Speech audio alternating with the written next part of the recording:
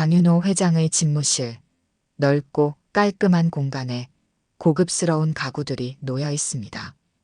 창문으로는 서울 시내가 한눈에 내려다 보입니다. 장윤호는 65세의 나이가 무색할 정도로 정돈된 모습과 날카로운 눈빛을 가진 중견그룹 회장입니다. 그는 창가에 서서 커피를 마시며 깊은 생각에 잠겨 있었죠. 회장님, 오늘 오후 2시에 소유 빌딩 인수 관련 회의가 있습니다. 그리고 아드님께서 오셨네요. 김비서의 목소리에 윤호는 고개를 끄덕였습니다. 생각보다 빨리 왔군요. 그는 커피잔을 내려놓고 문을 바라봤습니다. 문이 열리고 장수혁이 들어왔어요. 33살의 그는 아버지와는 달리 부드러운 인상과 온화한 미소를 지니고 있었습니다. 아버지, 잠시 시간 괜찮으세요? 수혁이 조심스럽게 물었습니다. 그래, 앉아라. 무슨 일이냐? 수혁은 자리에 앉아 불편한 듯 몸을 움직였습니다. 아버지, 제가 결혼하려고 합니다. 윤호의 눈썹이 살짝 올라갔습니다. 누구랑? 오지수라는 여자인데요.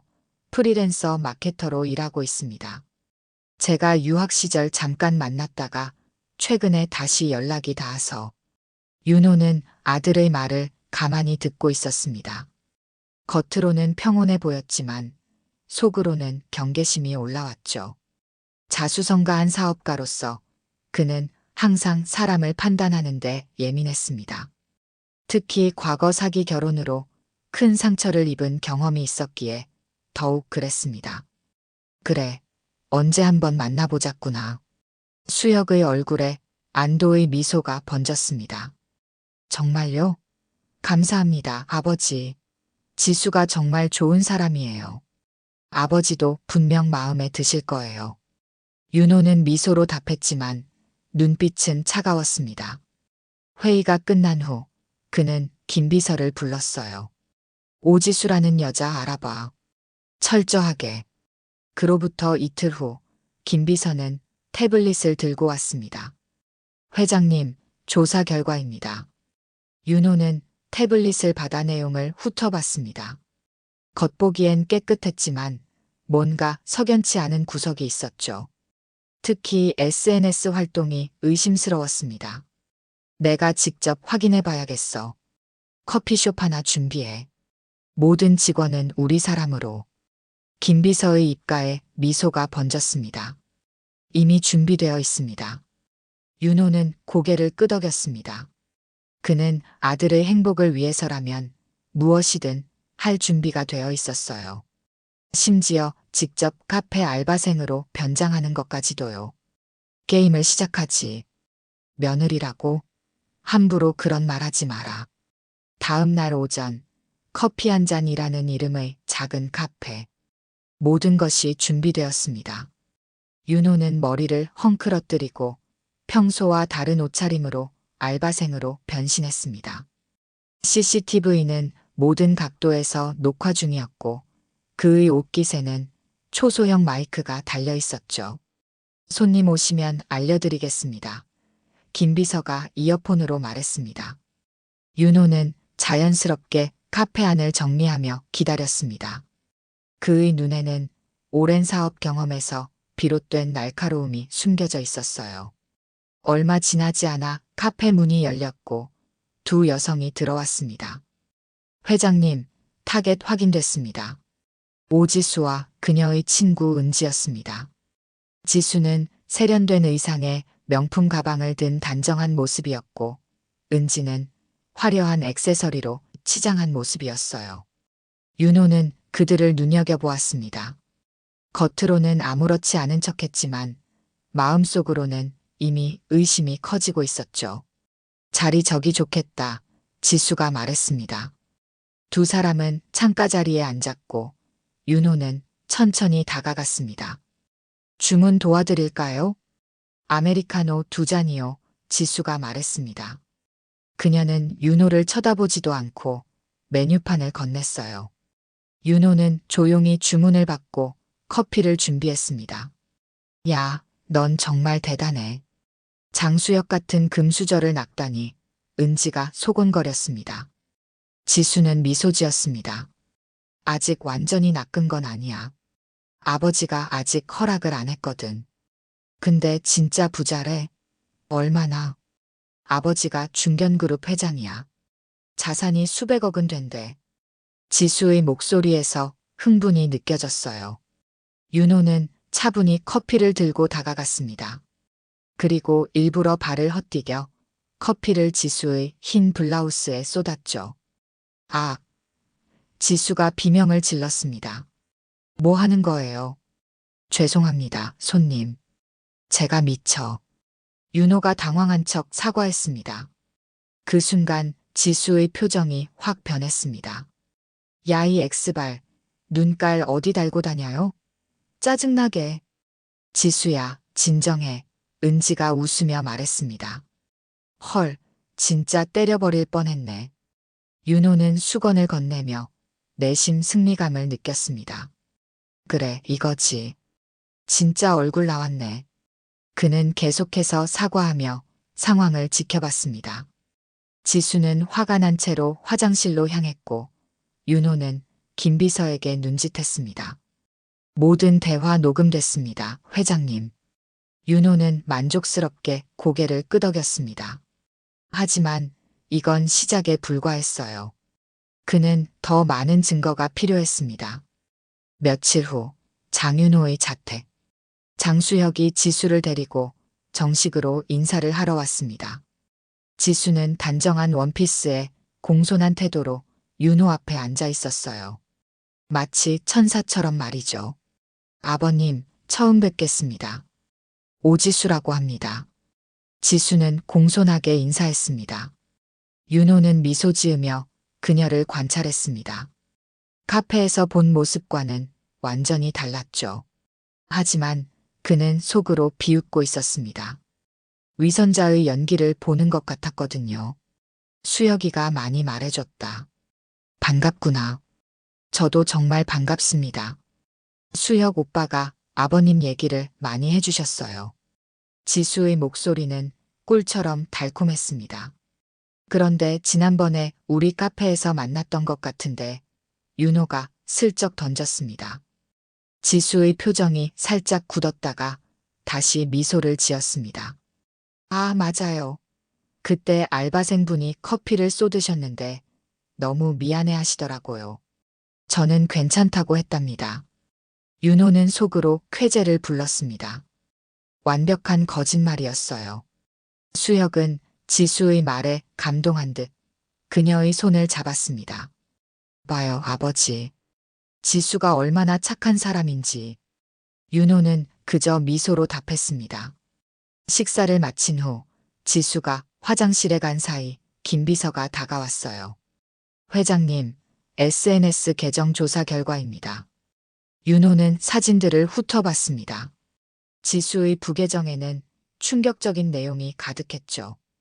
곧 금수저 등극 기다려라. 내 명품 인생. 결혼만 하면. 인생 역전. 시아버지 재산이 내 것이 될 날도 머지않았다. 정말 뻔뻔하군. 윤호가 중얼거렸습니다. 다음 단계로 넘어가자.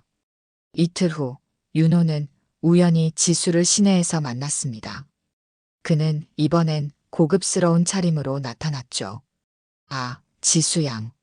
쇼핑하니? 아버님. 지수는 놀란 듯 인사했습니다.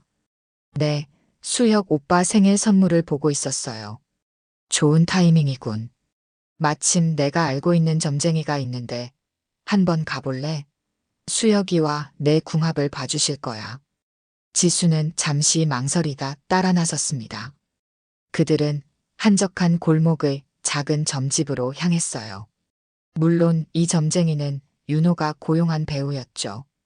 들어오세요. 점쟁이가 말했습니다. 그는 지수의 손을 펼쳐보더니 고개를 끄덕였어요. 아이고, 이분은 복이 많으시네. 하지만요? 지수가 즉각 물었습니다. 이상하게 재산선이 끊어져 있네요. 이 집 재산은 아들에게 안 갑니다. 전부 아버지가 직접 쥐고 계시는구나. 그 순간 지수의 얼굴이 싸늘하게 식었습니다. 윤호는 그 표정을 놓치지 않았어요. 점집에서 나온 뒤 지수의 태도는 미묘하게 달라졌습니다. 겉으로는 여전히 공손했지만 그녀의 눈빛에서 계산하는 듯한 기색이 느껴졌어요.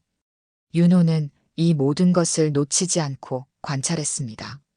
아버님, 점쟁이 말을 너무 믿으실 필요는 없어요. 저는 수혁 오빠만 있으면 충분해요. 지수가 달콤한 목소리로 말했습니다. 그래, 연기는 계속해라. 윤호는 속으로 생각했죠. 그는 미소를 지으며 고개를 끄덕였습니다. 그래, 넌 정말 착한 아이구나.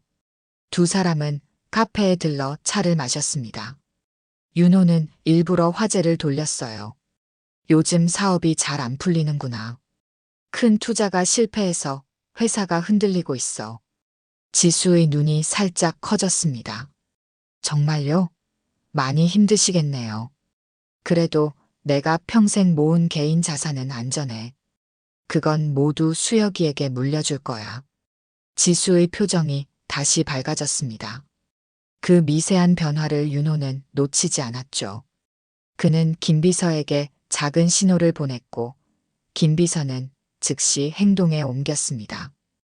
회장님, 죄송합니다만 급한 전화가 왔습니다. 김비서가 다가와 말했습니다. 윤호는 미소를 지으며 자리에서 일어났어요. 잠시만, 금방 올게. 윤호가 자리를 비운 사이 김비서는 근처에서 모든 상황을 녹음했습니다.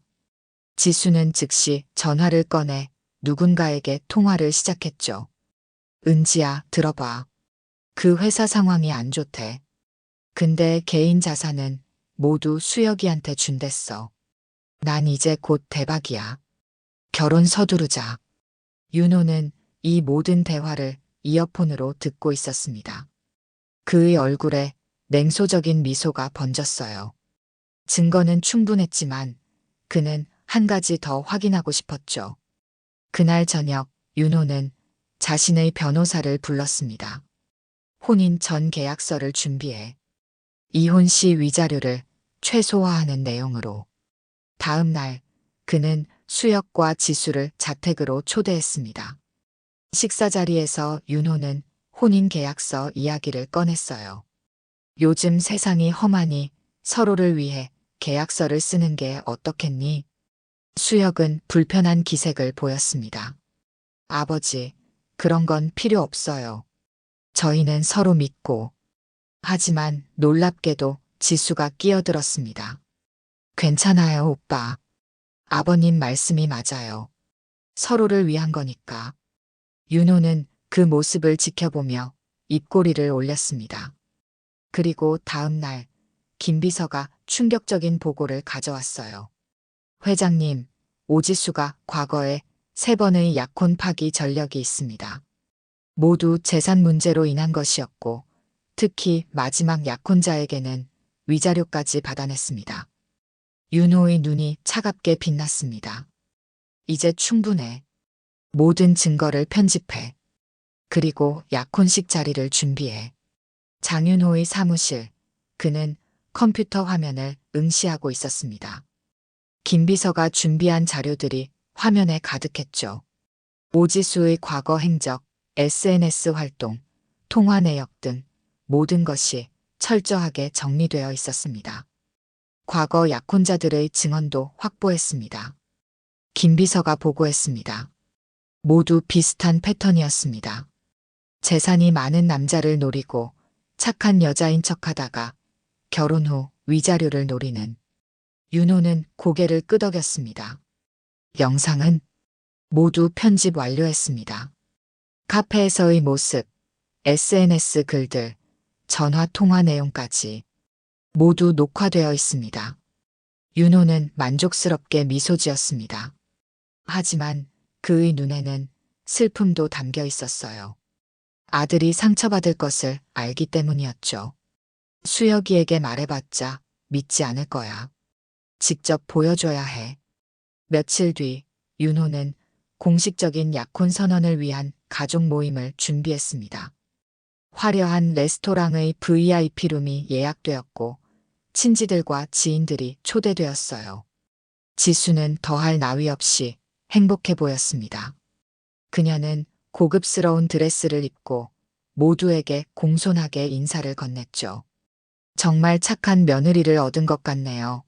친척 중 한 명이 윤호에게 말했습니다. 윤호는 미소만 지을 뿐 대답하지 않았어요. 식사가 끝나고 건배사가 오가는 시간, 그는 천천히 자리에서 일어났습니다. 오늘 좋은 날을 맞아 특별한 영상을 준비했습니다. 방 안의 조명이 어두워지고 대형 스크린이 내려왔습니다. 지수는 약간 긴장한 듯 수혁의 손을 꼭 잡았어요. 하지만 그녀의 얼굴에서 미소는 사라지지 않았죠. 영상이 시작되었습니다. 처음에는 수혁과 지수의 다정한 모습이 나왔어요. 모두 미소 지으며 지켜보고 있었죠. 하지만 갑자기 화면이 바뀌었습니다. 카페에서 커피를 쏟았을 때 지수가 내뱉은 욕설, SNS에 올린 곳, 금수저 등급 같은 글들, 은지와 나눈 대화 내용까지. 뭐야 이게? 지수의 얼굴이 창백해졌습니다. 영상 속에서 지수의 목소리가 또렷하게 들렸습니다. 결혼만 하면 걔 아빠 죽을 때까지 아양 떨어져야지. 키읔키읔 난 이제 곧 회장 며느리. 방 안은 순식간에 얼어붙었고 모두의 시선이 지수에게 향했습니다. 수혁의 얼굴은 믿을 수 없다는 표정이었어요. 지수, 이게 무슨 뜻이야? 수혁이 떨리는 목소리로 물었습니다. 오빠, 이거 합성이에요. 누군가 날 함정에 빠뜨리려는 거야. 지수는 필사적으로 외쳤습니다. 윤호는 천천히 다가가 그녀를 내려다봤습니다. 합성? 넌 커피도 못 합성해서 빼지 못하더라. VIP룸에 어색한 침묵이 감돌았습니다. 모든 시선이 오지수에게 꽂혔고 그녀의 얼굴은 창백했어요. 장수혁은 충격받은 표정으로 지수를 바라보았습니다. 그의 눈에는 배신감과 믿을 수 없다는 감정이 가득했죠. 네. 이건 다 오해예요. 누군가 날 음해하려는 거라고요. 지수가 외쳤습니다. 장윤호는 천천히 리모컨을 들어 영상을 멈추고 조명을 밝혔습니다. 그의 얼굴은 냉정했지만 눈빛에는 승리의 기색이 역력했어요. 음해? 이 모든 장면은 내가 직접 행동하고 말한 것들이다. 너의 SNS 계정 비밀번호는 내 생일과 이름 조합이더군. 정말 단순해.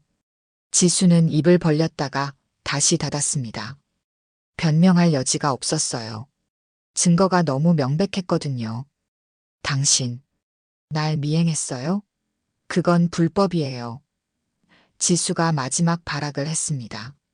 윤호는 웃음을 터뜨렸습니다. 미행? 난 그저 내 아들의, 내 가족의 행복을 지키기 위해 할 수 있는 일을 했을 뿐이다. 공개된 장소에서의 녹화는 불법이 아니지. 수혁이 천천히 자리에서 일어났습니다. 그의 목소리는 떨렸어요. 지수, 어떻게 이럴 수 있어? 난 널 정말 사랑했는데.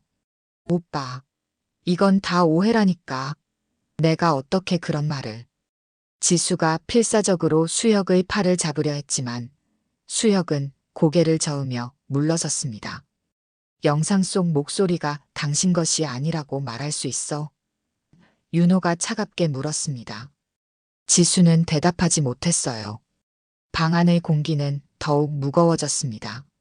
친척들은 충격받은 표정으로 서로를 바라보았고 몇몇은 자리에서 일어나 준비되어 있던 듯 조용히 자리를 피했죠. 넌 내 아들을 사랑한 게 아니라 내 잔고를 사랑한 거다. 윤호의 목소리는 차분했지만 단호했습니다. 이 자리에서 모든 증거는 변호사에게 넘겼다. 접근금지 신청도 들어간다. 수혁은 고개를 숙인 채 움직이지 않았습니다. 그의 어깨가 미세하게 떨렸어요. 지수는 당황해서 자리에서 일어났습니다. 그녀의 눈에는 눈물이 고였지만 그것이 진짜 감정에서 우러나온 것인지 연기인지는 아무도 알 수 없었죠. 난 그냥 가겠어요. 지수가 중얼거렸습니다.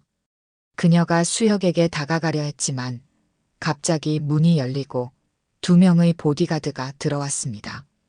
그들은 말없이 지수의 양쪽에 서서 그녀가 수혁에게 다가가는 것을 막았어요. 윤호는 천천히 다가가 지수의 눈을 똑바로 쳐다봤습니다. 이 정도 커피면 인생이 식는데 딱 적당하지.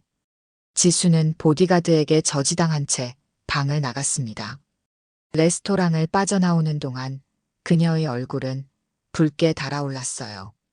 분노와 당혹감, 그리고 계획이 무너진 데 대한 좌절감이 뒤섞인 표정이었죠. VIP룸에 남은 사람들은 어색한 침묵 속에 있었습니다. 윤호는 천천히 자리로 돌아와 앉았어요. 수혁은 여전히 고개를 숙인 채 움직이지 않았습니다. 모두들 죄송합니다. 오늘 불편한 상황을 만들어 정말 죄송합니다. 윤호가 말했습니다.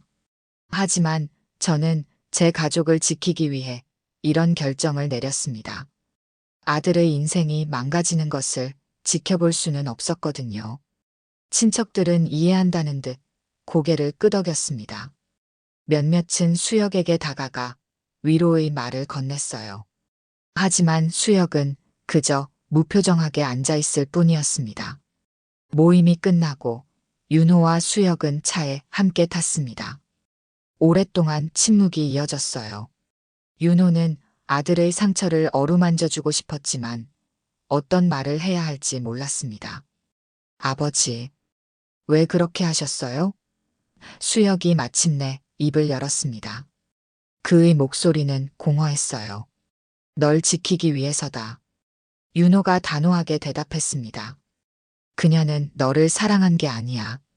오직 우리 가문의 재산만 노렸던 거지. 수혁은 창밖을 바라보며 말했습니다. 제가 알아서 판단할 수 있었어요. 제 인생이잖아요. 그래, 내 인생이지. 하지만 내게도 책임이 있다. 윤호의 목소리가 조금 부드러워졌어요. 내가 너무 강압적이었던 것 같아 미안하구나. 하지만 지수가 보여준 이중적인 모습은 사실이야. 그 영상은 조작된 게 아니란다. 수혁은 깊은 한숨을 내쉬었습니다. 저도 압니다. 그 목소리가 지수 목소리였으니까요. 그냥 받아들이기 힘들 뿐이에요. 윤호는 아들의 어깨에 조심스레 손을 얹었습니다. 시간이 필요하겠지. 하지만 내가 앞으로 더 좋은 사람을 만날 거라고 확신한다. 다음 날 아침, 윤호의 집무실. 김 비서가 보고서를 들고 들어왔습니다. 회장님, 오지수가 언론사에 접촉했다는 정보가 있습니다. 아마도 회장님을 비방하려는 의도로 보입니다. 윤호는 미소를 지었습니다. 이미 예상했던 일이군. 모든 증거들을 언론사에 미리 전달해 놓았나? 네, 회장님. 그녀가 접촉한 모든 언론사에 증거 자료를 보냈습니다. 그녀의 과거 이력도 포함해서요. 윤호는 만족스럽게 고개를 끄덕였습니다. 좋아. 이제 더 이상 그녀는 우리 가족에게 접근할 수 없을 거야. 그는 창밖을 바라보며 생각에 잠겼습니다. 아들에게 상처를 주게 된 것이 마음 아팠지만 더 큰 상처를 미리 막았다는 사실에 안도했어요. 때로는 사랑하는 사람을 지키기 위해 냉정해질 필요도 있는 법이었습니다. 봄이 오고 세 달의 시간이 흘렀습니다. 장수혁은 서서히 상처에서 회복되어 가고 있었어요. 처음에는 회사에 나가지 않고 집에만 틀어박혀 있었지만 시간이 지나면서 다시 일상으로 돌아왔습니다. 윤호는 아들이 다시 웃는 모습을 보며 안도했죠. 회장님, 자선단체 방문 일정이 있습니다. 김 비서가 일정표를 건넸습니다. 윤호는 고개를 끄덕였어요. 그래, 준비하지. 그날 오후 윤호는 지역 복지센터를 방문했습니다. 그는 최근 들어 사회 환원에 더 관심을 기울이고 있었어요. 복지센터 입구에서 그를 맞이한 것은 단정한 차림의 젊은 여성이었습니다. 장 회장님, 방문해 주셔서 감사합니다. 정유리라고 합니다. 이쪽으로 안내해 드리겠습니다. 윤호는 그녀를 따라 복지센터 내부로 들어갔습니다. 유리는 차분하고 따뜻한 미소로 시설을 설명했어요. 그녀의 설명은 전문적이면서도 진심이 담겨 있었습니다. 전에 뵌 적이 있는 것 같은데 윤호가 문득 말했습니다. 유리는 살짝 놀란 듯 보였지만 미소 지었습니다.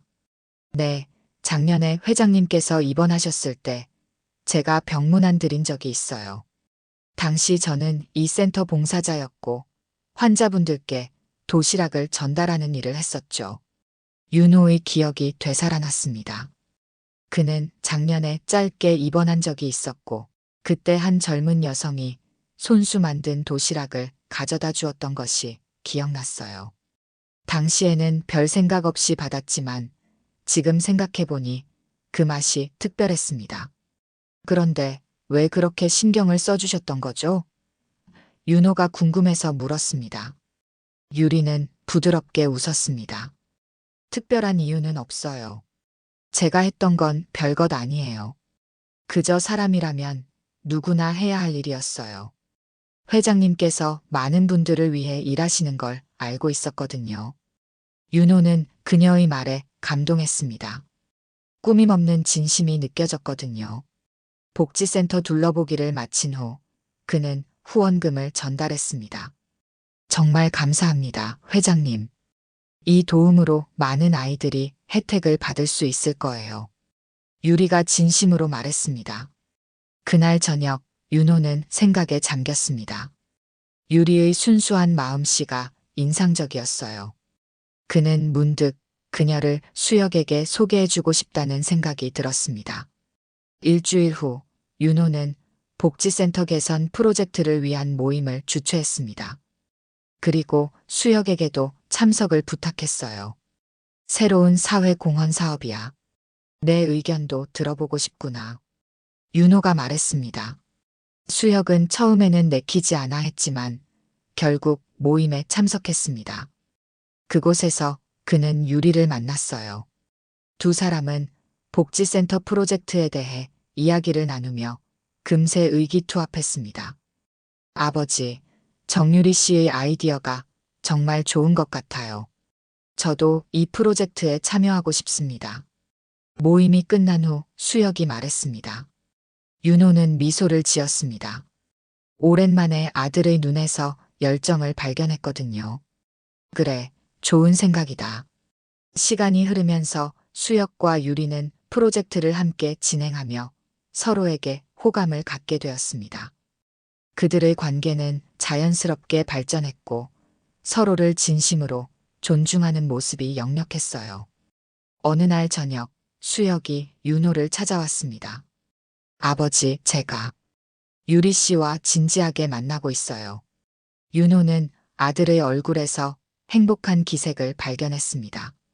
그는 따뜻하게 미소 지었죠. 사랑은 눈으로 보는 게 아니라 위기 속 행동으로 확인하는 거란다. 유리는 진정한 사람이야. 수혁은 고개를 끄덕였습니다. 아버지의 말을 이제야 이해한 듯 했어요.